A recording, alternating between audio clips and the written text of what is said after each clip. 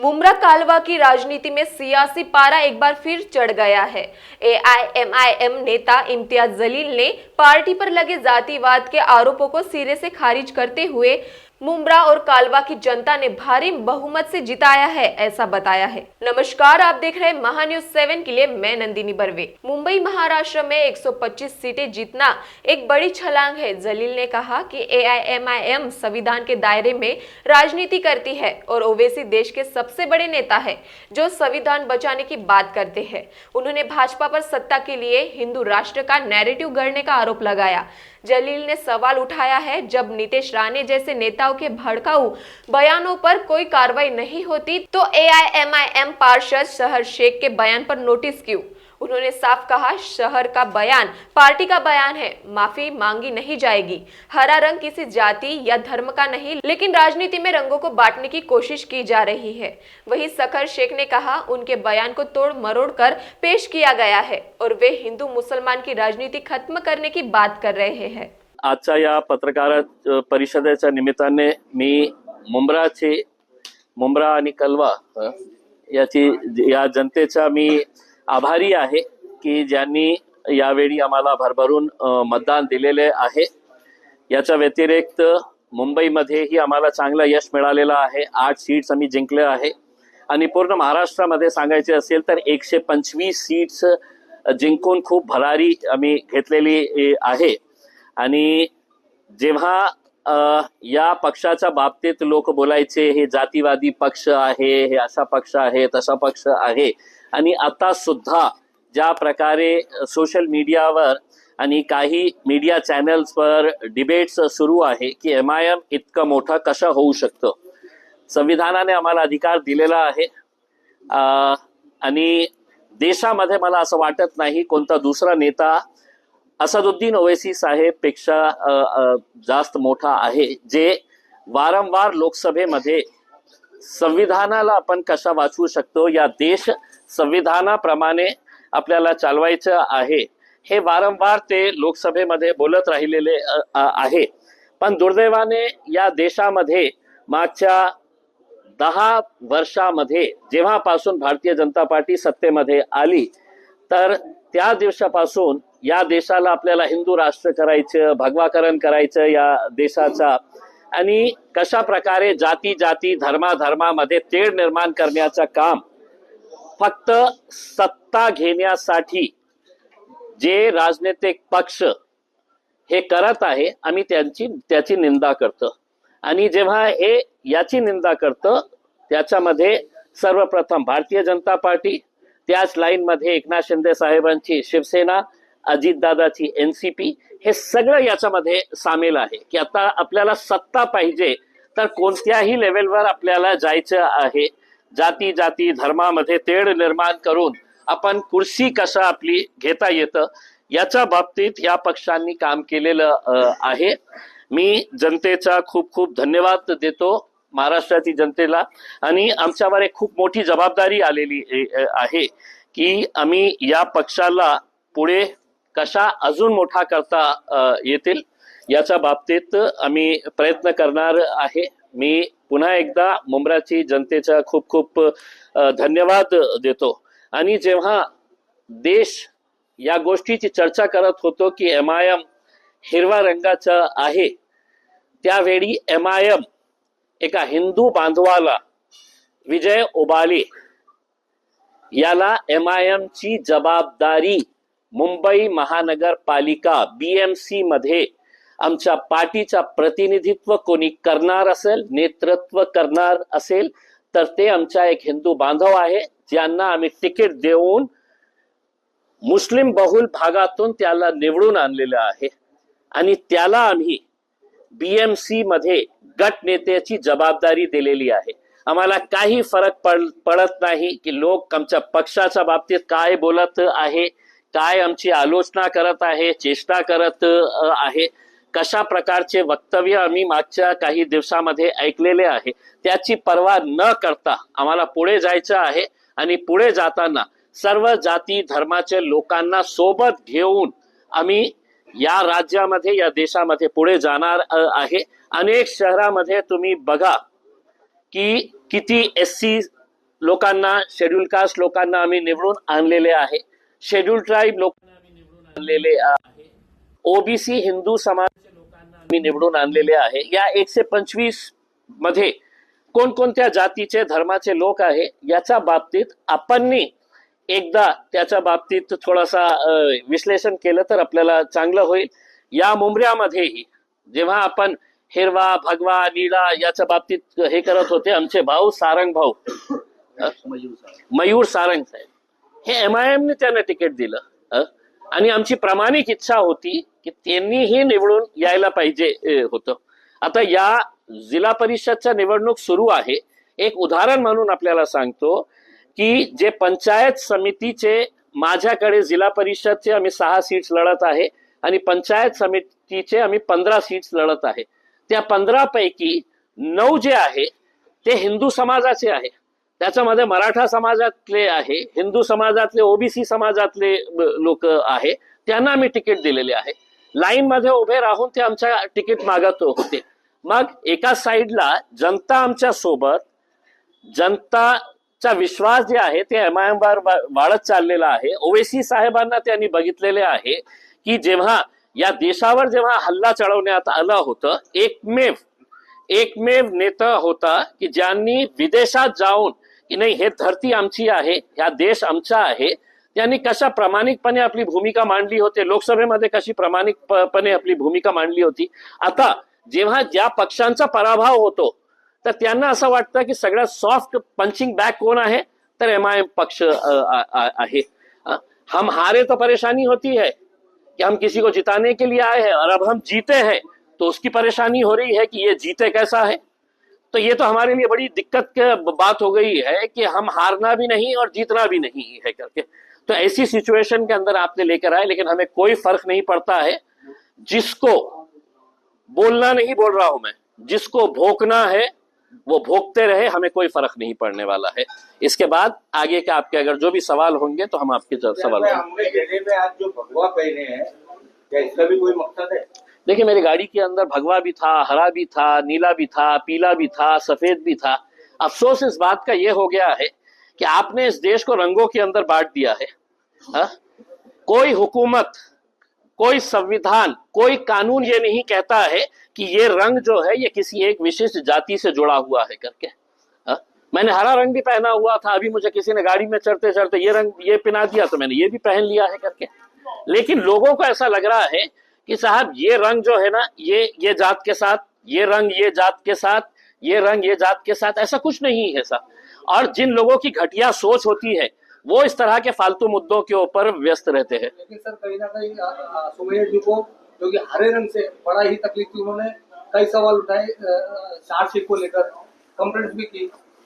देखिए, अब चूंकि अब आप लोगों ने बात शुरू ही की है तो मैं आप लोगों को कुछ भारतीय जनता पार्टी के नेताओं के कुछ बयान आपको सुनाना चाहता हूं, जिसमें से 1-2 ही बयान आपको सुनाऊंगा. मैं ज्यादा ना तो फालतू चीजों के अंदर मैं ये करता हूं.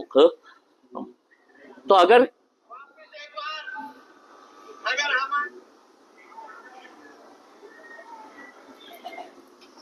समझते हैं ना, वो भाषा में धमकी देके जा रहा हूँ.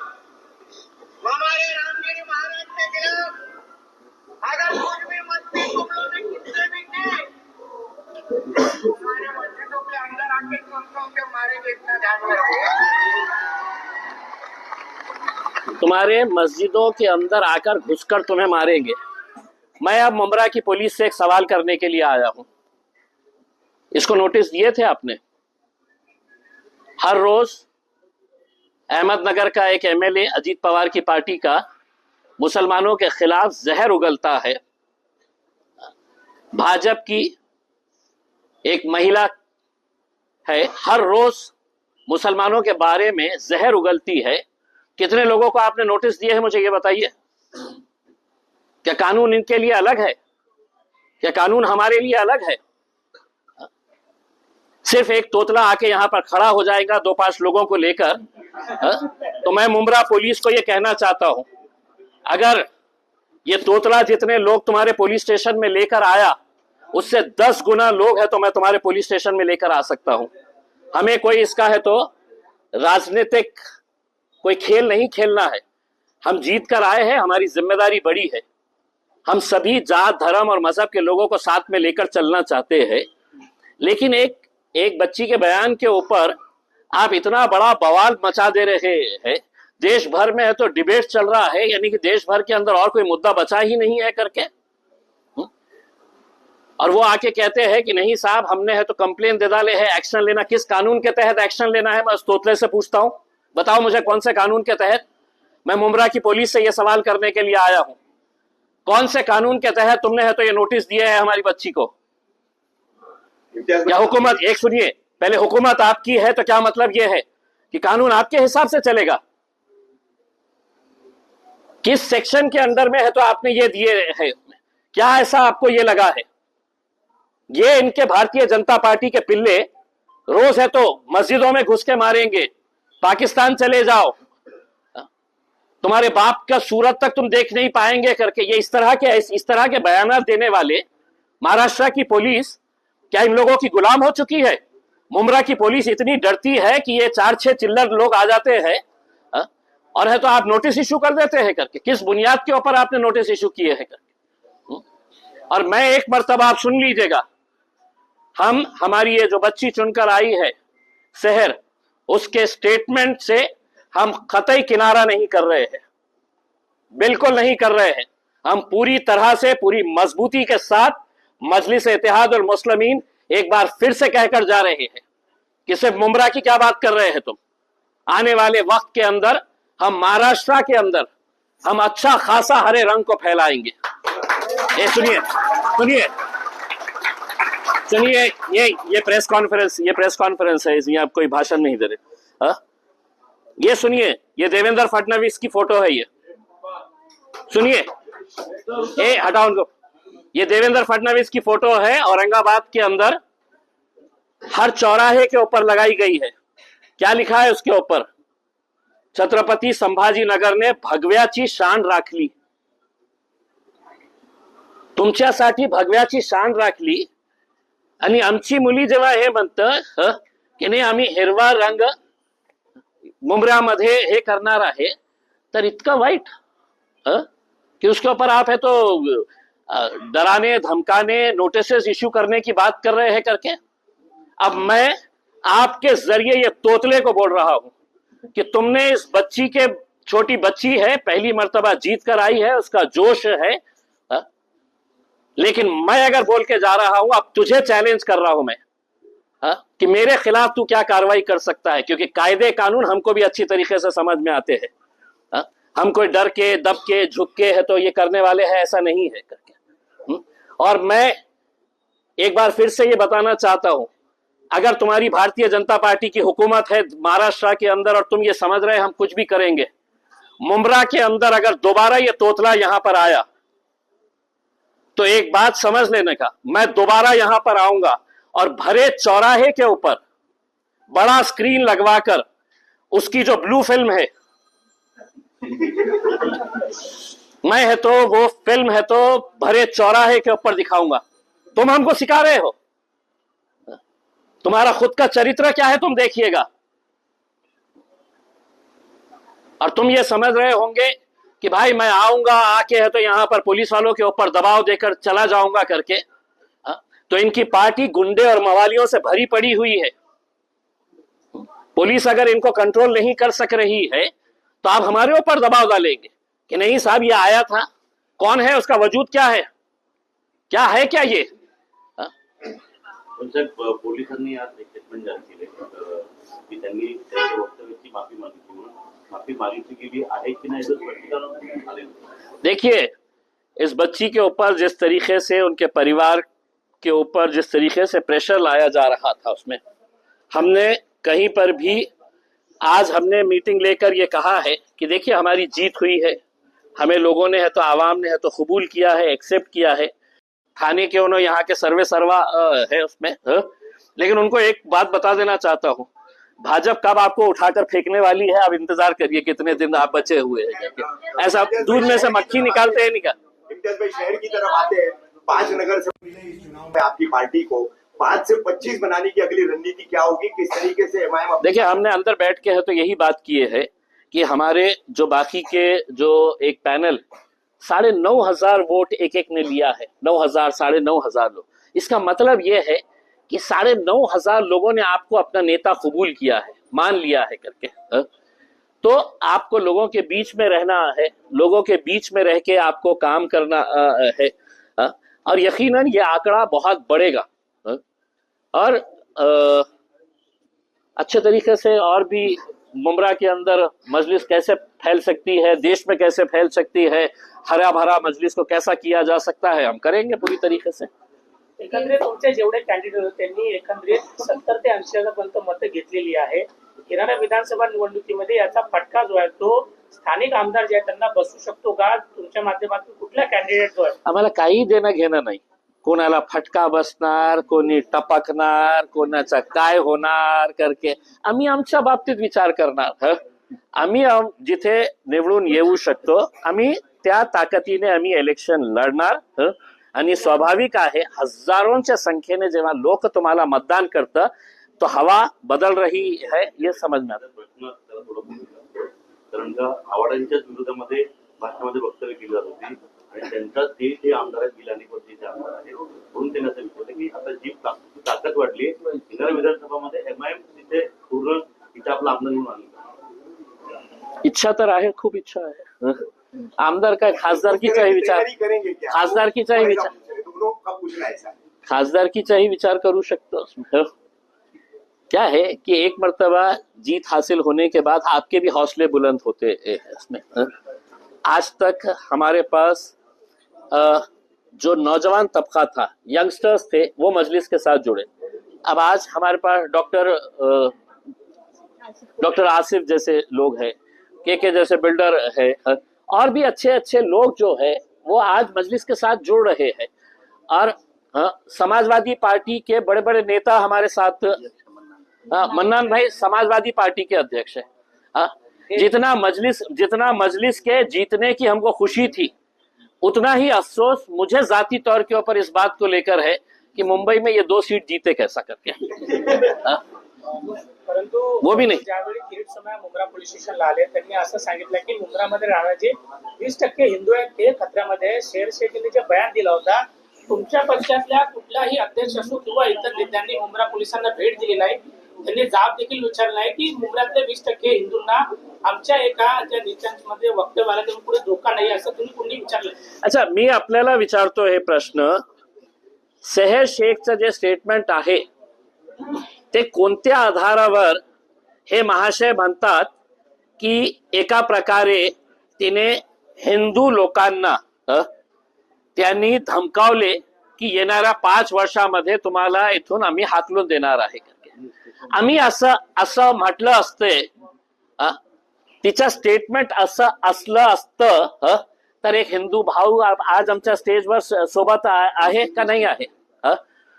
असं असलं असतं तर मुंबईमध्ये गोवंडीमध्ये आम्ही विजय ओबाडेला आमच्या पार्टीची धुरा, आमच्या पार्टीची पूर्ण जबाबदारी बॉम्बे म्युनिसिपल कॉर्पोरेशन मध्ये गट नेता म्हणून म्हणजे विजय ओबाडेला त्यांनी स्वीकारली असती। ते तर म्हटलं असतं की साहेब तुमची कॉर्पोरेटरने असं म्हटलेले आहे की आम्ही सगळं हिंदूंना, काही नाही आहे। त्यांना काय आहे की चीप पब्लिसिटी पाहिजे असतं। चीप पब्लिसिटी साठी ते कोणत्याही खालच्या लेवलवर जातं। आणि भारतीय जनता पार्टीच्या काही नेत्यांना अशी सवय लागलेली आहे कि जहां पर भीड़ दिख गई वहां पे पहुंच जाओ। उनको मालूम है कि फुकट में मजलिस के नाम के ऊपर कुछ तो मिल जाएगा करके। तर त्याच्यामध्ये आमचे एक अमरावतीची एक बाई आहे, तिला MIM शिवाय काही जमत नाही। भारतीय जनता पार्टीचा एक छोटा सा एक नेता है, वाली मांग कर रहे हैं क्या कि उसी को पार्टी से निकालो। किसको? आप जिक्र कर रहे हैं अमरावती वाली का। खुद बीजेपी वाले अभी वहाँ के लोकल कार्यकर्ता जो है वो डिमांड कर रहे हैं कि उसको पार्टी से निकाला जाए। देखिए चुनावों के बाद मैंने अभी उनका एक स्टेटमेंट सुना है कि इस देश के अंदर अगर रहना होगा तो सिर्फ भगवा और नीला चलेगा। इनको तो नीला भी नहीं चलता है साहब, भाजपा को नीला भी नहीं चलता है। पहले वो सोच रहे हैं कि हरे को निपटाए फिर नीले पे आए करके उसमें। उनकी षड्यंत्र, उनकी साजिश यही है, लेकिन उनको ये नहीं मालूम है कि हरे को निपटाने के चक्कर के अंदर नीला भी हमारे साथ जुड़ा हुआ है करके। और अब भगवा भी हमारे साथ में आ गया है करके, क्योंकि धीरे धीरे लोगों को ये बात समझ में आ रही है। जिस एकनाथ शिंदे साहब का आप जिक्र कर रही है मैडम, एक खासदार, 5 आमदार, एक पालक मंत्री मेरे शहर के अंदर, हमने 33 सीटें जीते, वो 13 सीटें जीते। इसी को जोड़ के सवाल है कि बीएमसी चुनाव में 2 भाई साथ भी आए, उसमें से एक भाई की पार्टी आपसे भी कम सीट लेकर आई, क्या कहेंगे स्थिति पर, जिस तरह की भविष्य में स्थिति बन रही है? देखिए, लोगों को समझ में आ रहा है, लोगों को समझ में आ रहा है कि राजनीति के अंदर कैसे घटिया घटिया खेल किए जा रहे हैं। जो एकनाथ शिंदे साहब है तो हमारे ऊपर उंगली उठा रहे हैं। आज हमारे पास अगर पैसा रहेगा तो हम भी हेलीकॉप्टर लेके जाके उनको गुवाहाटी टहला के लेके आ सकते हैं करके। ये इतना खुले तौर के ऊपर कोई बोलता नहीं है, हम बोलेंगे। आपकी इजाजत तो सिर्फ एक सवाल शहर से इसी टॉपिक पर, आपके पार्टी ने जो स्टँड लिया साहेब, पण ज्या पद्धतीने किरीट सोमय्या यांनी मुंब्रा पोलिसांना भेट दिली, त्यांनी सांगितलं की शहर सेनेने जे माफीनामा लिहून दिलेला आहे ते मला मान्य आहे, आता याच्यापुढे अरे तुम्ही आहे कोण? आणि त्यांनी असंही सांगितलं की राज्यामध्ये देवेंद्र फडणवीस यांची सरकार आहे, त्यामुळे कोणालाही घाबरायची गरज नाही, असं ते म्हणाले। या माणसाला तू आहे कोण रे बाबा? काय आहे तू? कोणती कॉन्स्टिट्यूशनल पोस्ट वर बसलेला आहे?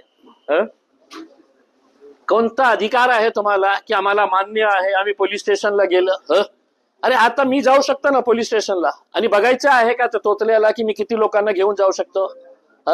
जाऊ शकतो ना बाबा।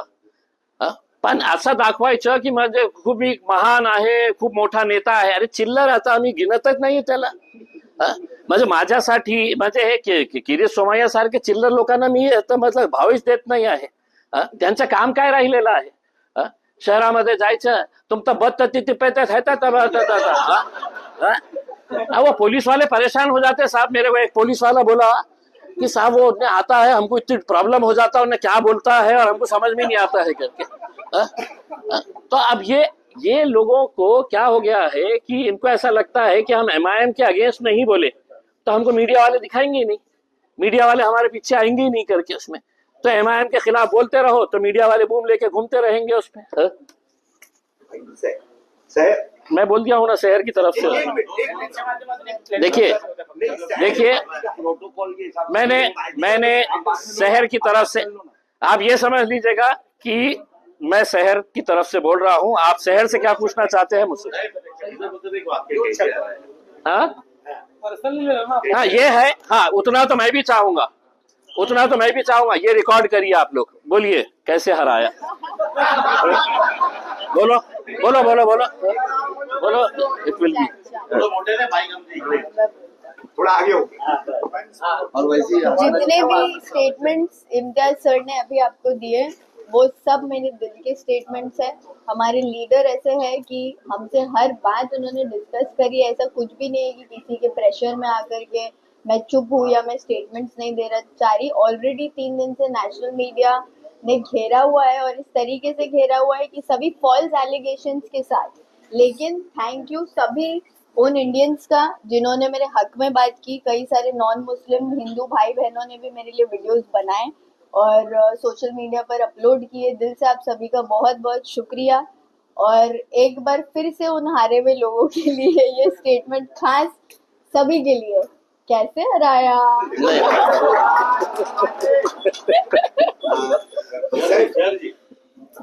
सर जी एक प्रश्न विचारतोय की तुम्ही स्टेटमेंट दिला आहे का की मी जे वक्तव्य केलं माफीनामा?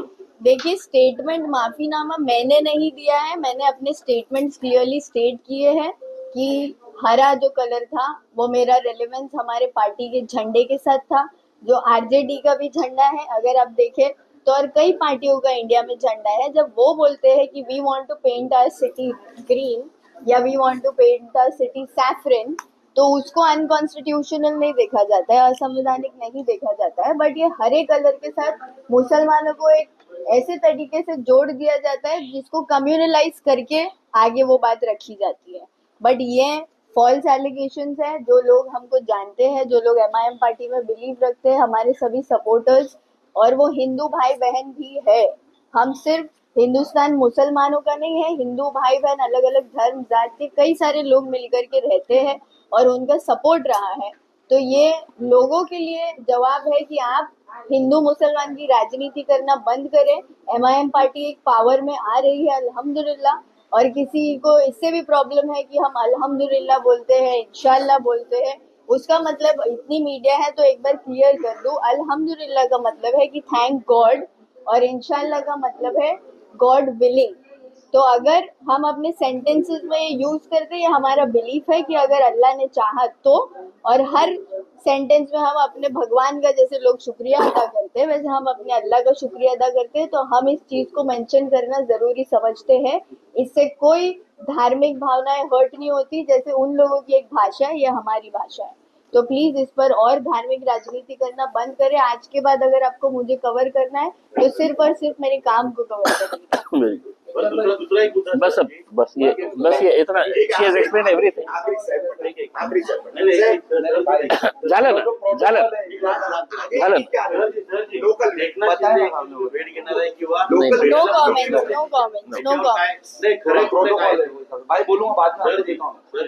आपण वेळ घेणार आहे नहीं, सुनिए, इनकी तरफ से मैं बोलता हूँ, अगर मुमरा के विकास के लिए अगर हमारे पूरे कॉरपोरेटर्स को मुख्यमंत्री के पास जाना पड़े, उप मुख्यमंत्री के पास जाना पड़े, वो एक पद के ऊपर बैठे हुए हैं, पैसा है तो आसमान से नहीं आता है ना जमीन से उगता है।